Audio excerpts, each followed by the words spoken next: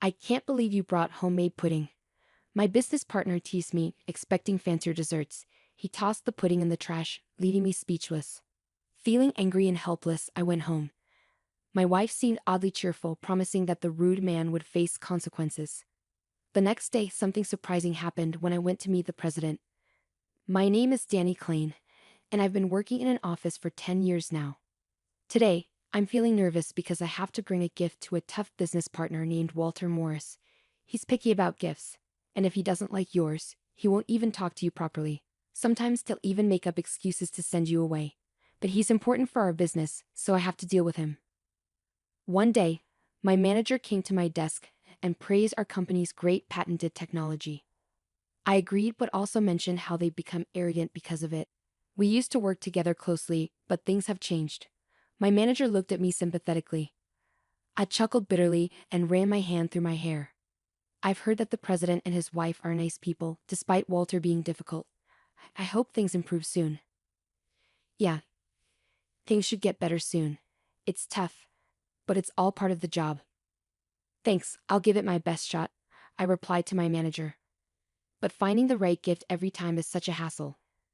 If I get him the same thing again, he accuses me of being lazy, I complained. My manager suggested, the president's wife really likes pudding. Maybe next time you see them, consider getting some pudding. As soon as my manager mentioned it, I thought of a special pudding from a local store.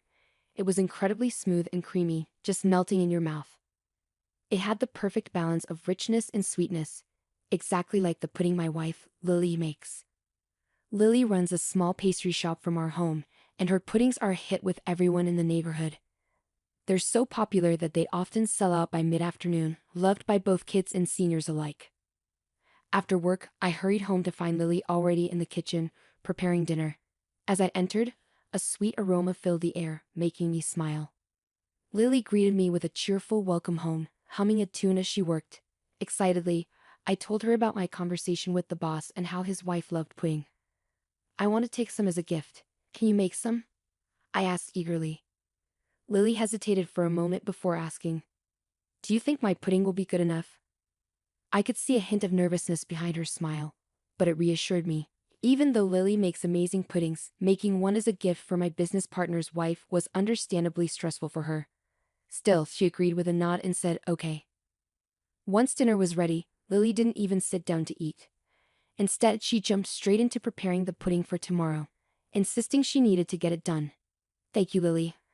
"I'm sorry," I said, feeling grateful but guilty. "It's no problem. I want more people to taste my pudding," Lily replied cheerfully, diving into the preparations. She moved back and forth between the kitchen and her shop, busy with the task. Seeing her determination, I couldn't just stand there watching. I decided to pitch in and help, following Lily's instructions closely. We ended up staying up later than usual, eagerly anticipating the reaction of the boss and his wife the next day. I fell asleep almost instantly. The next morning, I woke up to find Lily already awake, her head popping out from the shop, wearing a white apron.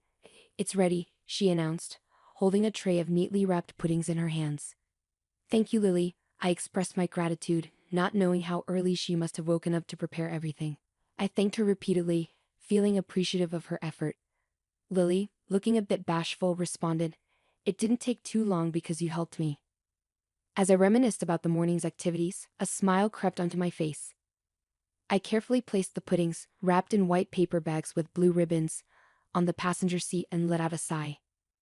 With renewed confidence, I started the company car. There shouldn't be any problem with Lily's pudding. It's sure to impress. That's what I believed, until I heard a voice that crushed my hopes. "What's this?" Just like always. I mentioned Walter's name to the receptionist with a smile, and she asked me to wait for a moment.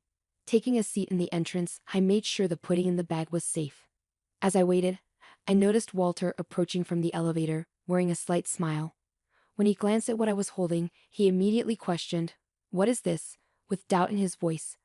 I couldn't help but flinch. Nevertheless, I replied calmly, "It's just a small gift. It's pudding made by my wife, who runs a pastry shop." But before I could finish, Walter scoffed, "Pudding? Are you mocking me? Shouldn't you bring something fancier?" His words were filled with disdain, and he looked at me as if he were mocking me. At first, I didn't understand. but as it sank in, I felt my fists clenching in anger. Walter was a client I had been working with smoothly until now. I couldn't afford to ruin our relationship, so I swallowed my emotions and tried to reason with him. Even though it's not fancy, my wife's puddings are quite popular, I explained, but Walter dismissed it, saying, "No way. I can't eat pudding made by an amateur." He snatched the bag of pudding from my hand roughly, leaving me stunned. "What are you doing?" I exclaimed, taken aback. My anxious voice clashed with Walter's dry laughter, attracting curious glances from the receptionist and other employees passing by. "I can't believe you give me such low-quality stuff," Walter remarked, lifting the bag to his face with a scrutinizing gaze. My anger surged, but I fought to keep my cool. Then I heard him say, "It's the CEO's wife's favorite. Even so, would you bring something made by an amateur?" I defended, feeling the need to stand up for Lily's skill. "My wife is definitely not an amateur. Even so, you must understand that I can't serve such an unsightly pudding to the president." With that, Walter released his grip on the bag, letting it fall into the trash can nearby. It happened so fast that I couldn't react, leaving me standing there in shock. The bag with the pudding inside made a mournful sound as it landed in the bin. A small gasp escaped from the receptionist nearby. "I'll take care of it for you today. Just be more careful next time," Walter stated, his voice dripping with irritation. All I could do was stare at the discarded pudding and mutter a barely audible, "I'm sorry." Walter nodded in response, his expression unreadable. Whether he was satisfied with my apology, I couldn't tell. "I've got some urgent matters to attend to. I hate to do this, but could you please leave?" Without waiting for my response, he turned and headed towards the elevator. I stood there stunned, unable to tear my gaze away from the discarded pudding. Time seemed to blur, and before I knew it, I found myself back in my company car. The memory of Lily's hard work on the pudding weighed heavily on my heart, filling me with a mix of sadness and anger. Most of all, I felt frustrated with myself for not being able to stand up for her or myself. All because Walter was a business partner. I couldn't focus on work that day, my mind consumed with how to tell Lily about what happened. When I got home, Lily greeted me with a smile, casually sipping tea on the couch. Caught off guard, I paused in untying my tie. "Did something happen?" Lily asked, noticing my hesitation and concern. Unable to hide it any longer, I confessed everything to her. "I'm sorry, he threw away the pudding you worked so hard on right in front of me." Lily looked surprised at first, but then she gently squeezed my hand. "It's not your fault. Maybe there was something wrong with the pudding." Deep down though, I knew that wasn't true. Walter hadn't even bothered to look inside the bag before tossing it away. It didn't matter what was inside. If it wasn't up to his standards, it was going in the trash. Before I could apologize again, Lily stopped me. She seemed to think for a moment, then grinned mischievously. "That man's getting fired." "Fired?"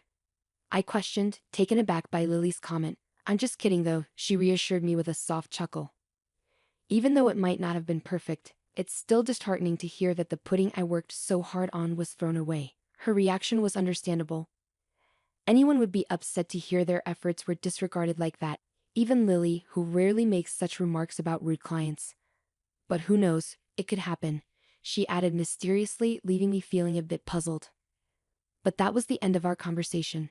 Lily urged me to wash up early that night, so I bathed in a mix of confusion and frustration before turning in earlier than usual. The next day, still feeling weighed down by yesterday's events, I headed to work with a heavy heart. My boss had instructed me the day before.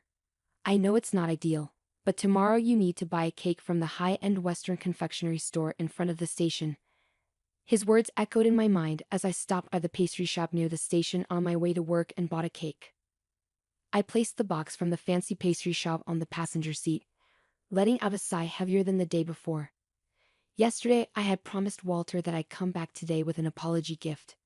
Maybe because of the incident, Walter had responded with an even more arrogant tone. "All right, I'm counting on you this time," he said before hanging up. I should get going, I told myself, mustering up some motivation as I settled into the driver's seat of my company car. I drove towards the client's office, determined to make things right. As I entered through the automatic doors, a receptionist who recognized me hurried over. "Are you Mr. Klein from Company X?" she asked. "Yes, that's me, but please, lead the way," I replied. Following her, I stepped into the elevator, and before I knew it, We had arrived at our destination floor. The room I was directed to turned out to be the president's office. The receptionist knocked a few times, and when the door opened, I was ushered in. Inside, I found the president of the client company, his wife, and Walter, all looking uneasy. I had expected Walter to be his usual arrogant self. Especially after yesterday's incident, but I was surprised. "Nice to meet you, I'm Danny Klein from Company XX. Thank you for having me here today," I said, puzzled by the situation, as I greeted the president, Mr. Peterson. "You must be Danny. Pleasure to meet you. I'm Mr. Peterson, and this is my wife, Anne," Mr. Peterson replied, cutting the formalities short. They exchanged glances, then called my name and bowed deeply. "We are truly sorry for what happened. Please accept our apologies," Mrs. Peterson added sincerely. "I'm sorry, what did you say?" I asked, feeling surprised by how the president's tone suddenly changed. His wife, standing beside him, looked shocked too, bowing her head without saying a word. I quickly asked them to lift their heads, but they wouldn't. Then, I noticed Walter, who was standing behind them, also bowing. This was unusual because Walter was usually very proud and never apologized. But there he was, saying sorry with careful words for the first time. I was taken aback and didn't know what to say.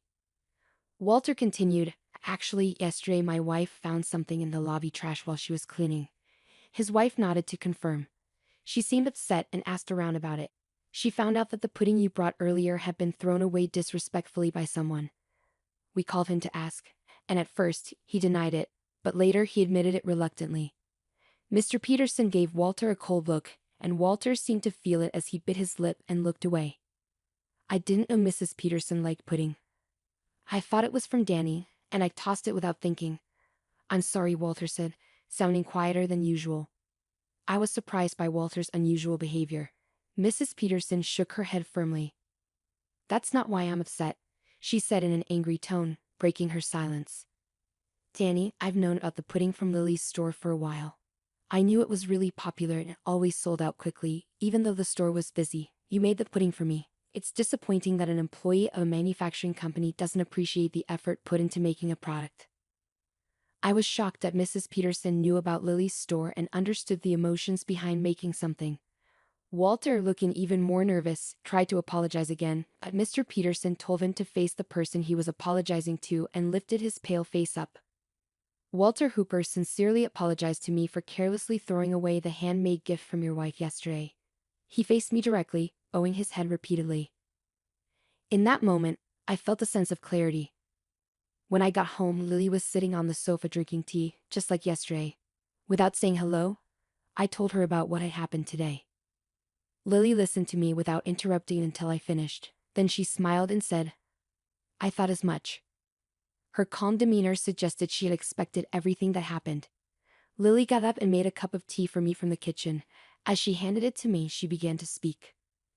"Actually, yesterday evening, a man in a suit came to buy our pudding, but we were all out. He mentioned that the wife of his company's CEO loves our pudding. Could it be the president's wife he meant?" "Probably Ann Peterson," Lily said with excitement, nodding happily. "It's amazing to know there are people who appreciate the effort we put into our products. It motivates me to make even better things for them." Lily took a sip of her tea, still smiling. Seeing her so genuinely happy made me understand Mr. and Mrs. Peterson's words better, but it also made me feel guilty. Did I truly value the effort of producers like Lily while doing my job? I was angry at Walter's arrogance, but was it because I thought we were doing him a favor by selling our products? Maybe I was being carried away too. Like Lily, shouldn't I strive to connect the creator's thoughts with the consumers through my work? As I thought about all of this, Lily noticed something and gently placed her hand on my shoulder. "Perhaps from now on, you'll consider both the creators and the users' perspectives." Lily's words made me feel a bit embarrassed, but more importantly, they gave me a new outlook on my job. After everything that happened, Walter's attitude changed a lot. He wasn't as arrogant as before and stopped demanding gifts. Now, we openly share our opinions and have a better relationship. Like Lily, I want to keep delivering the creator's ideas to users through my work.